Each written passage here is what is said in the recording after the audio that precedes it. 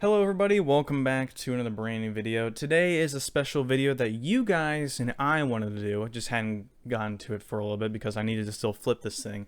But anyways, today we're going to be taking a look at the Joseph M. Hansen and JK Design Monarch.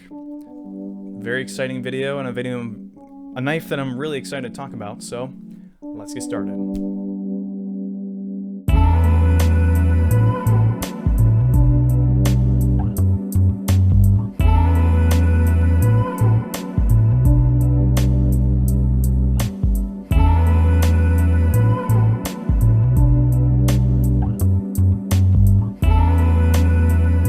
For those of you who don't know, this is the Monarch. This is a collaboration knife between JK Design and Joseph M. Hansen.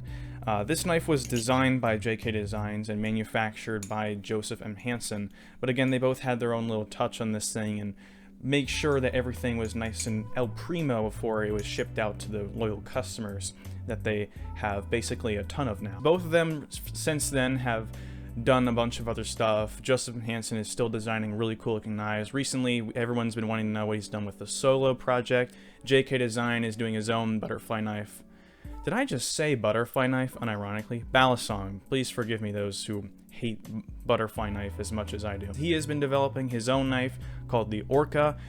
Everyone's been wanting them, so it's not very surprising if you have heard of it. This thing has very intriguing features that I'm really excited to discuss with you. The total length is just a bit shorter than a rep with 9.8 inches. I believe a rep is around 10 or higher 9.9s. The blade is made out of S35 VM blade steel, pretty good premium blade steel. It's very good. It holds an edge nice and it can withstand to rust very well. This specific blade has a nice little two-tone here, stonewash bevels, and swedge here that look absolutely menacing. The tip is beyond scary, and the flats here are just, you know, sanded metal here. This has a chamfered spine, that being the difference between a rounded spine is similar to a replicant, which has a kind of a half a circle on top of the spine, but this is not that case. But personally, I like chamfered or crown spines a bit better. I kind of decided that when I tried my tie bass, but you guys know I like my tie bass. This is a very interesting knife with, again, some key features, but before we go into the main key feature, let's talk about the handles. These are channel construction titanium handles with mine specifically a two-tone stonewash finish, and as you can see on the edges there, it's nice and mirror-like, and then everywhere else is black. This really comes into where this whole design comes in, which is near the signature. You can see that it has both Joseph Hansen and JK Design signature there. This almost makes it kind of like an artisanal piece at this point, because you don't really see many knives with signatures on them now, do you? Unless it's really special, like of course this one. Now, one of the main things that might turn you off from this knife is the fact that it has bearings, but trust me, the bearings in this knife are a whole lot different than something like a Maxace product. Maxace products that I've tried before, like the Petrol and Serpent Striker, all have kind of a similar problem. That's the fact that basically all knives have a problem with bearings. That being, they're not as good as bushings. The main reason I say they're not as good as bushings is because they're kind of grindy feeling, and they're not as smooth as bushings. Even though most of the time bushings and bearings can hold the same amount of tolerances just about as good, a lot of people don't really prefer bearings because the bushings are a lot more smoother than bearings now. Bearings, in my personal opinion, are very good for holding up tolerances. However, I do prefer bushings in this case. There are bushing Monarchs and bearing Monarchs out there, bearing Monarchs being the most common one you can find. However, bushing Monarchs do exist, and originally I was trying to go for a bushing one, but I guess this is kind of good for a review, because why not try out with the standard one first, and then maybe later down the line go for a bushing one, and then compare it.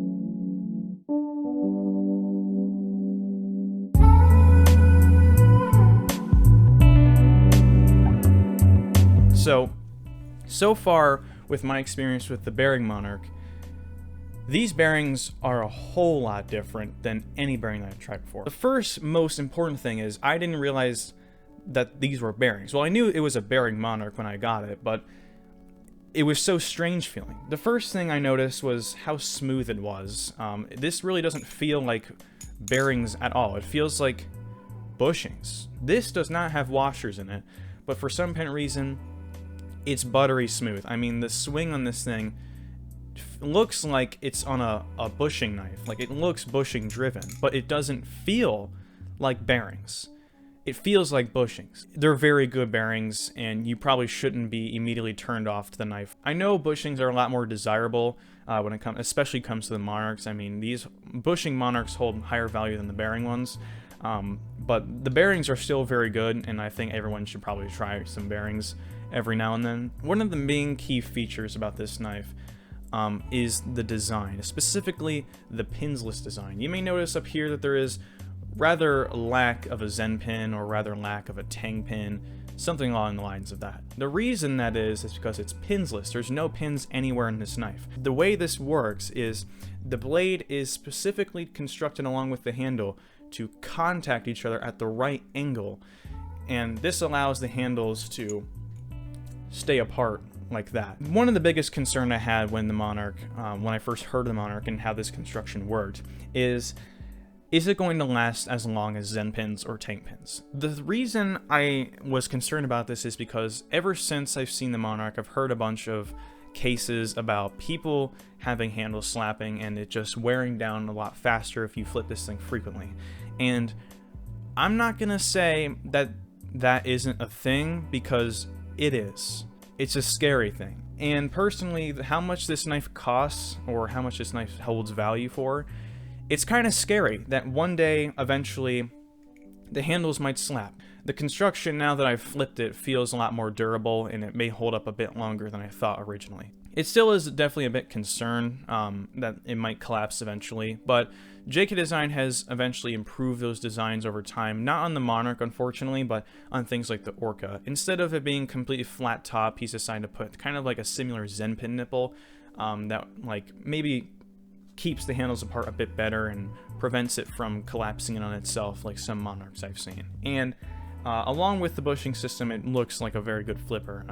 Hopefully I'll be able to try that one day and get you guys a video. But anyways, let's go on to my personal opinions, because this is where things get, well, not really exciting, because you probably already know what I'm about to say.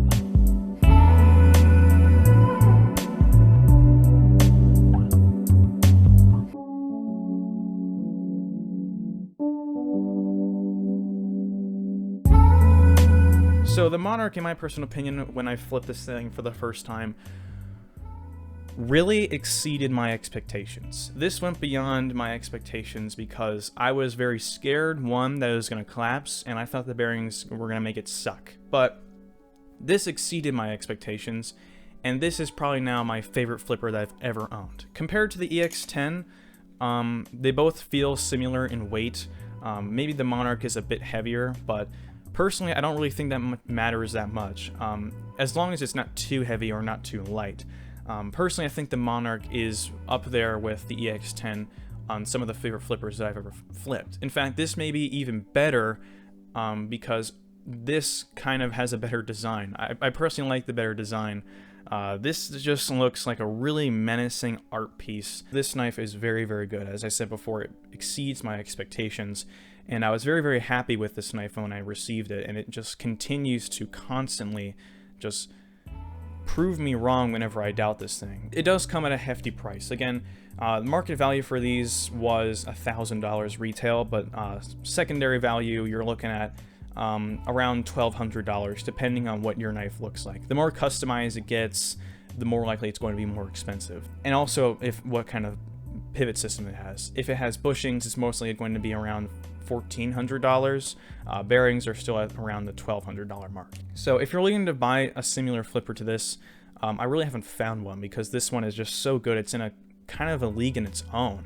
And really, I really do enjoy this knife. And I kind of would, if you had a chance to try one of these, like whenever this virus is over and Blade Show eventually does happen, and you have a chance to go there and see Julian and see a bunch of his knives, and if he does have a Monarch there, strongly suggest that you try one of these knives, because they're very, very good, and I would suggest this knife to anyone. Unfortunately, a lot of people probably can't afford this price tag, and that's kind of where this whole thing draws back. The only real con of this knife is the price tag and the durability of the pinsless system. Other than that, there really are no cons to this knife. It can hold an edge. In fact, it even has like a little bit of a finger choil up here near the blade where you can actually like do some precision cutting. And it can also just hold up to like concrete stuff really well. I've seen people beat their Monarchs and it almost looks like brand spanking new.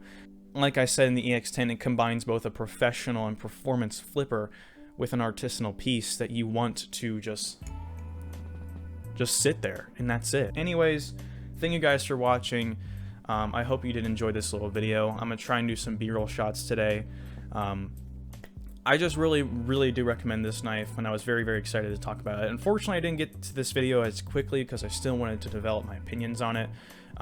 Anyways, a lot of you also have been asking for the anodizing setup. I don't know how really quickly that's going to be. Maybe I'll do it sometime next week because I was expecting something coming in, and I needed to be prepared to get it. So anyways, thank you guys for watching. I hope you did enjoy. Make sure you slap the like button, and make sure if you're new, you hit that subscribe button because more content is going to come out soon. Hopefully some new knives coming out in the future, and there will be possibly an anodizing setup video. Again, not too sure when that's coming, but it's forthcoming. Anyways, thank you guys for watching. I'll see you guys next time.